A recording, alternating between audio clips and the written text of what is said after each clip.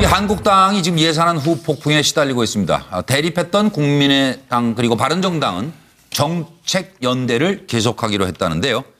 좀 살펴드리죠. 내분 후폭풍이 거센데 왜 그런지 좀 자유한국당 사정을 여쭤보면서 그래서 힘이 엇갈리는 자유한국당과 국민의당.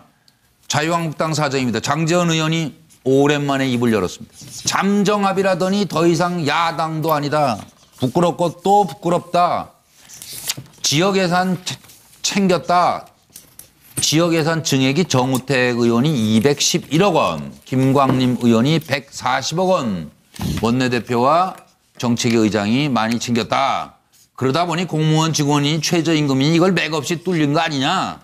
그러자 정우택 원내대표가 절대로 뒷거리 없었다. 양심을 걸고 이렇게 얘기했습니다. 다만 내가 너무 순진해서 좀 당했다. 순진하면 많이 드리는 건가요? 우원식 대표가 이 우원식 대표는 얼마 못 가져가셨더라고요. 1억 2,500인가 증가했다는데요. 다 합의한 거라니까 국회 발목 잡지 말기를 바랍니다. 안철수 대표는 예산 챙겼으니 호남에 좀 가도 될까요? 들어보시죠.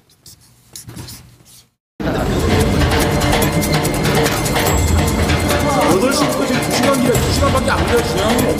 오전 11시부터 밤 지금 들어오세요. 들어오시라고. 아이 그렇게 말씀하지 마시고 11시간 동안 시간 드렸으면 됐지. 아니 의원님이 어떻게 가는 데가 없어 세상에. 11시간 동안 뭐 하셨냐고요. 그 여러분들 주장이 옳지 않아요.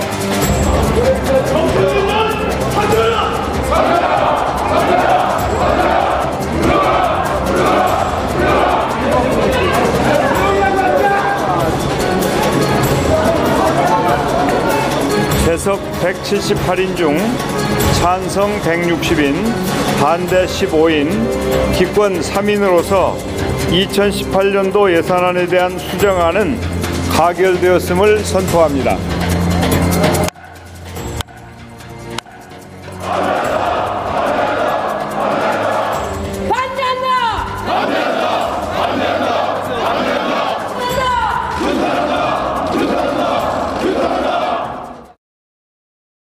조금 의문판이 있는 것은 제가 보기에는 저는 아마 우리가 곧 있을 원내대표 선거에서 좀 강경론이 득세하려고 하는 것이 아닐까 그런 것을 저는 인식하기 때문에 이렇게 제 양심에 부끄러운 짓은 제가 한 적이 없다 이렇게 보고 있습니다. 그래서 저는 제 나름대로의 주장을 그동안 쭉 해왔고 또 서로 합의 못 보는 거는 못 보는 대로 저는 그것을 의총에 보고를 했다고 이렇게 생각을 하고요.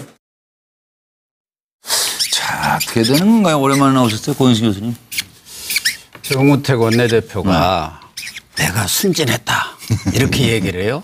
근데 저분은 잘 아시다시피 기획예산처에서 옛날 그 기획예산처인가요? 거기서 공무원도 오랫동안 하셨고 스펙 좋으시죠. 사선 의원입니다. 사선 의원이 야당과 협상해서 지금 야당 김동철 원내대표는 사선입니다만은 우원식 원내대표 그분이 사선입니까? 아니거든요. 그런데 순진해서 당했다 그걸 믿을 국민이 있겠습니까? 믿을 의원들이 있겠습니까? 그런데 물론 지금 한국당 사정이 우리 속된 말로 무슨 집안이라고 할 정도로 지금 당내 사정이 어떻게 보면은 복잡다단한데 그래서 야당으로서 힘을 못 쓴 것도 있는데 평의원들 일반 의원들 입장에서 볼 때는 지도부라고 하시는 원내대표 211호 정책위 의장 140억 5천만 원. 그러니까 이 야당으로서 해야 할 역할. 그러니까 한국당이 원래 목표로 세웠던 공무원 직원 반대라든가 최저임금 또 법인세 인상 반대 이런 부분에 대해서 아무것도 얻어내지를 못하고 지도부만 떡 주무르다가 떡고물을 다 챙긴 거예요. 그러니까 야당의 역할과 떡고물을 지금 바꿔 먹은 거. 바꿔 챙겨온 거. 지도부라면서. 지도부라는 분들이 이런 부분에 대해서 의원들이 지금 부글부글 끓는 것이죠. 옛날에는 언론용어로 그걸 엿바꿔 먹는다. 그렇게 이야기합니다. 엿바꿔 먹는다. 또 박정희 전 의원. 콩가루 집안의 내타타령이다 이렇게 얘기를 할 수 있고요. 한마디로 자유한국당 전체가 혼미함에 빠져 있는 겁니다. 네. 그러니까 여당인지 야당인지 분간도 못하고 초선 의원부터 중진 의원까지 자유한국당의 그 정체성을 뒤엎는 이번에 예산부 부수 법안의 통과라든가 또 예산 법안이 아주 너무 쉽사리 통과가 되면서 그 끝나고 나서도 국민에게 그냥 죄송합니다 얘기하고 또 아무 일 없는 듯이 지금 원내대표 선거전에 들어가 있단 그렇죠. 말이죠. 네. 선거가 눈앞이니까. 네. 지금 자유한국당 의원들은 야당인지를 모르고 있는 겁니다. 왜 과거에 민주당 의원들이 그 뭡니까 그 필리버스터를 며칠씩 하고 끝까지 법안에 대해서 반대했던 그런 기억들이 있는데 질겼죠. 그렇습니다. 네. 그때 몇 시간을 했죠? 며칠을 했죠? 네. 그런데 이번에 예산 부분도 반대 토론을 계속하면서 국민들에게 이 자유한국당이 왜 반대하는지를 알렸어야 되는데 그걸 알리지도 못하고 성과도 못 거두고 또 일부 중진들이나 의원들은 지역구 예산 챙기는 것으로 만족하고 통과를 시켜줬단 말이죠. 원내 수석 부대표 하지 않으셨어요? 의원 시절에? 저는 원내 부대표는 해봤지만 수석은 안 해봤고요. 사무부총장을 제가 했었는데 그 예산이 사실 법안을 만드는 거하고 예산하고 이제 국회의원이 가장 큰 특권인데 특권이면서 이제 의무죠. 그런데 이번에 예산 통과가 되면서 한국당은 아마 엄정한 국민들의 그 질타를 받을 거다. 이렇게 생각합니다. 누가 대표는 힘 못 써요? 대표? 홍준표 대표. 홍준표 대표는 아무래도 원외에 계시기 때문에 조금 좀 원내대표에게 이제 모든 걸 일임을 했었는데 정우택 대표가 이제 내가 순진해서 당했다 하는 부분은 좀 이해가 안 가는 게요. 그 합의를 해놓고 사진을 찍었단 말이죠. 그런데 그 사진 찍는 행위는 완전한 합의를 잡았다? 그렇죠. 그렇습니다. 그래 놓고 나중에 그것을 잠정 합의이고 의총 끝난 다음에 다시 또 얘기를 하기로 했다는 것은 말이 안 되는 거예요. 사진 찍는 줄 몰랐나요? 아니 기자들이 앞에서 다 서 있는데 사진 좀 볼 리가 있겠습니까? 황 선생님 지금 말씀이 기다리시는 것 같아요. 원내대표의 레임덕인가요? 원내대표의 레임덕. 정치인이요. 자신이 정치하는 이유에 대한 가치나 이 소신이 없을 때 나타나는 전형적인 현상인데 수십 년 전에요. 미국의 제임스 부캐넌이라고 노벨 경제학상을 받은 사람이 국가가 시스템이 왜 실패하는가에 대해서 공공선택 이론으로 이걸 갖다 지적한 바가 있습니다. 뭔가 하면요. 국가나 정부를 위해서 일하는 공복이라는 사람들이 공익을 위해서 일한다고 생각하면 큰 오산이다. 이 국민들은 감시할 정보나 또 감시할 어떤 이 목적의식이 약하기 때문에 항상 이 사람들은 시간만 나면 사익을 추구하는 경향이 있다. 이렇게 이야기를 했어요. 그래서 야당으로서요. 그렇게 그동안의 보수의 가치를 사수하니 어쩌니 이야기를 했지만은 결국은 이번 정기국회에서 그 가치를 걸고 안보 위기나 작은 정부를 갖다가 보수가 가는 부분에 대해서 하나도 싸우지 못하고요. 아예 싸우려고 시도도 안 했습니다. 그리고 적폐 청산한다니까 전부 겁이 나가지고요. 머리 탁 숙이고 과거 2013년에 박근혜 정부 1년 차예요. 해를 넘겼어. 1월 1일 새벽에 통과시켰어요. 야당은요. 국정원 개혁 문제만 가지고요. 그런데 지금 안보 가지고 온 보수의 이 지지자들이 야당인데 이 당이라는 사람들은 저런 일을 하고 있어요. 그리고 야당이라는 의식조차도 지금 없어요. 그렇기 때문에요. 당을 해산하는 게 좋지 않겠는가 저는. 아이고 그렇게까지 뭐. 그건 당에서 알아서 할 일이고. 김영주 전 의원님. 아무래도 이제 그 원내대표가 이제 끝나지 않습니까? 그러면서 내년 지방선거를 앞두고 당이 현재 홍준표 대표와 지금 정우택 원내대표 사이가 그렇게 좋았던 것 같지는 않습니다. 그렇다면 결과적으로 내가 왜 이 당에 충성을 해야 되냐. 차라리 내년 지방선거 때 우리 시의원, 도의원이라도 많이 해서 차기 총선에 내가 말하자면 씨앗을 뿌리는 게 훨씬 낫겠다 이런 생각을 하고 있는 것 같습니다. 그래서 당을 믿을 수 없다 이런 것이 그대로 나오고 있는 것 같습니다. 참 큰일이네요. 전교안 의원. 저는 이제 작은 문제, 큰 문제 이걸 두 가지로 좀 나누어서 보겠습니다. 뭐 작은 문제라고 하면 국민들이 비판을 받듯이 여야의 힘 있는 원내대표 그다음에 그 정책위 의장이 예산을 갈라먹고 내 지역구에 가서 나는 정말 이 많은 돈을 따왔다라고 이제 자랑을 하는 이 부분에 대해서 정말 나쁜 관행 아니냐고 하는 것은 어제 오늘 일이 아니니까요. 어떻게 이제 개선을 할지 궁금하긴 합니다만 어쨌든 이것은 국회가 예산 심의를 하는 권한을 가지고 있는 이상 참 없애기가 어려울 것이다. 뭐 이렇게 저는 보고요. 그래서 뭐 정우택 원내대표가 바꿔먹기 한 거 아니냐라고 하는 것은 작은 부분에 대한 지적이라고 보고요. 큰 문제라고 하는 것이 이제 결국 존재감을 완전히 상실한 자유한국당이 앞으로 어떻게 정당을 운영하고 국회에서 여야 관계를 만들어갈 것이냐, 이것이 이제 심각하다고 저는 보는데요. 자, 우리가 보통 시장 경제, 작은 정부, 그 다음에 낮은 세율, 이것이 보수가 가지는 지향 아닙니까? 이번에 문재인 정부에서 주도했던 어찌됐든 이런 예산안에 대해서 국민들 앞에서 보수정당으로서 제대로 논쟁의 장을 만들고 거기에서 보수정당이 지향하는 것은 왜 작은 정부가 돼야 되며 법인세가 낮은 세율로 유지돼야 되는지에 대해서 국민들이 지사 선택할 수 있고 거기에 대해서 논쟁을 할 수 있는 공간 안에서 보수가 가지는 가치로 적극적으로 자신의 비전과 가치와 철학을 담아냈어야 하는데 그 공간이 아무것도 없이 사실 아무 힘 없이 당하고 난 뒤에 고함만 치면서 마지막에 다시 내한테 좀 더 유리한 게 있느냐? 그래서 장재현 의원이 저렇게 나와서 또 당내 문제를 들고 나오면서 자신이 좀 더 드러내 보이는 이런 반복된 형태를 지속하는 이상 문재인 정부나 지금 민주당의 지지율이 낮아지지 않는 상황에서는 스스로 자력 경쟁할 가능성이 없어 보인다, 이런 말씀드리겠습니다. 자유한국당에서 잘 좀 경청을 해주셔야 될 것 같고, 서영호 소장 정리해 주십시오. 그 보통 그 야당의 주요 당직자가 211억 원이나 140억의 지역 예산을 챙기고 원래 자신의 야당이 지켜야 될 가치인 소위 말해서 공무원 증원, 최저임금, 법인세 인상, 복지예산 증액에 대해서 막지 못했으면 중앙 언론에 대해서는 비판을 합니다. 중앙 언론에서는 보수가 자기 가치를 지역구 예산과 맞바꿨다라고 해서 비판을 하는데, 이 문제는 지역 예산. 이분들이 지역에만 돌아가면 오히려 야 우리 의장, 우리 그 원내대표 일 잘한다라고 지역 지방 언론이라든가 지역 오피니언 리더들이 오히려 현수막을 걸어줍니다.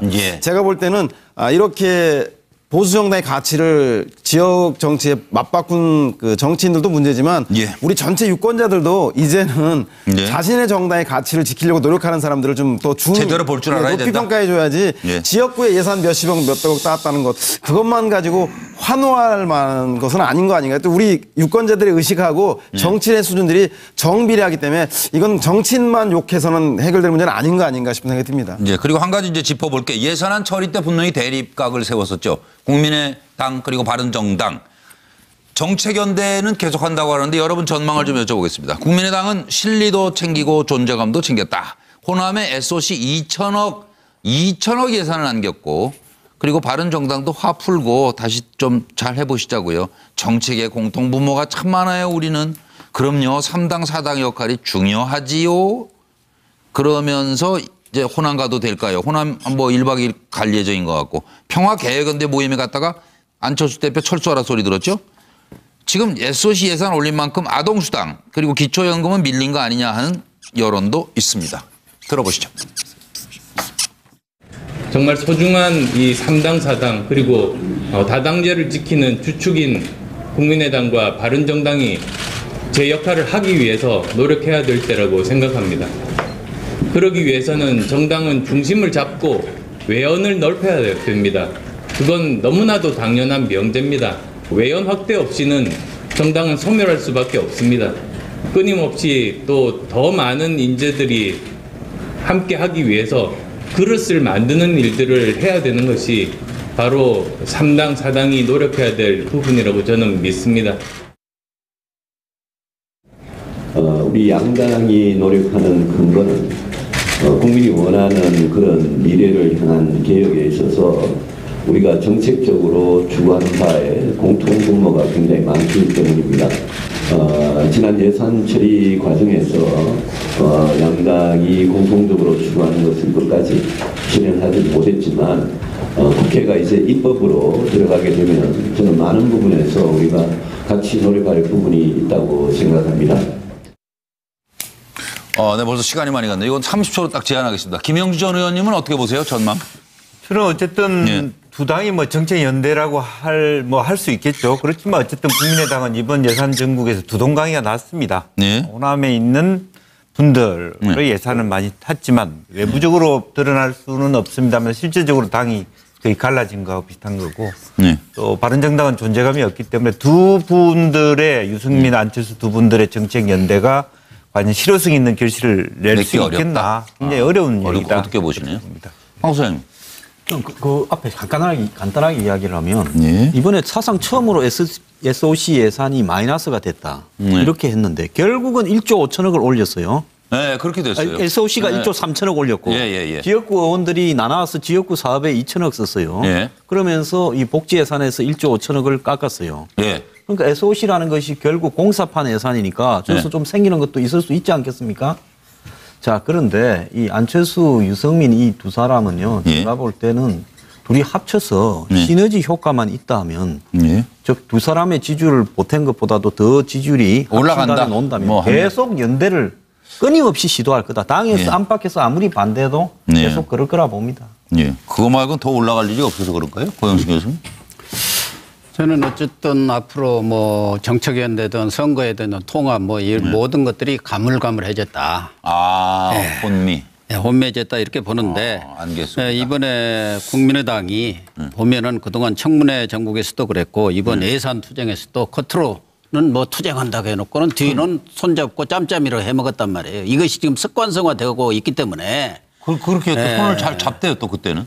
그러니까요. 필요하면. 습관성으로 지금 짬짬이를 하고 있기 때문에 뭐 홍준표 대표가 위장야당이라고 하니까 안철수 대표는 중추야당이라고 하는데 지금 꼬리야당으로 변한 것 아닌가. 정당이 원칙을 버려버리면은 단시간 내에 어떤 이익을 볼 수 있지만 장기적으로 보면 안 되는 것이죠. 네, 알겠습니다. 그러나 뭐 바른정당 입장에서는 이번에 워낙 존재감이 없지 않습니까? 그러니까 어떻게든 국민의당하고 손을 잡으려고 하겠지만 잘 안 될 것 같습니다. 신뢰를 이미 잃었어요. 잘 안 될 것 같다는 의견이 지금 정기환 의원은 어떻게 보세요? 뭐 간단하게 연막 연대다 이렇게 말씀드리겠습니다. 연막 연대요? 뜬구름 잡는 연대다. 필요에 따라서 잡지만 언제라도 아닐 때는 자기 정당의 이익을 위해서 돌아설 수 있다. 그리고 형식적 연대를 강조하는 것은 앞서 다른 분들이 말씀하셨듯이 효과가 있다고 하지만 이제 내용에서는 점점점 줄어들 것이고 그 과정에서 바른정당이 상당히 불리한 상황에 빠질 수 있다 이렇게 저는 보고 있습니다. 그 서영호 소장은 어떻게 전망하세요? 저는 뭐 양편에 민주당과 자유한국당이라는 큰 구심력이 있어서요. 아마도 이번에 국민의당하고 그 바른정당이 보여줬던 예산 정국에서의 불협화음처럼 국민의당의 일부가 중도 진보로 민주당으로 흩어져 가고 국민의당의 일부가 중도 보수로 바른정당하고 합치지만 또 바른정당의 일부는 강경 보수로 한국당으로 귀결되는 또 쩍 하는 소리가 두 당에 나온 것이 이번 그 예산안 과정에서 보여준 공조의 한계가 아닌가 싶은 생각이 듭니다.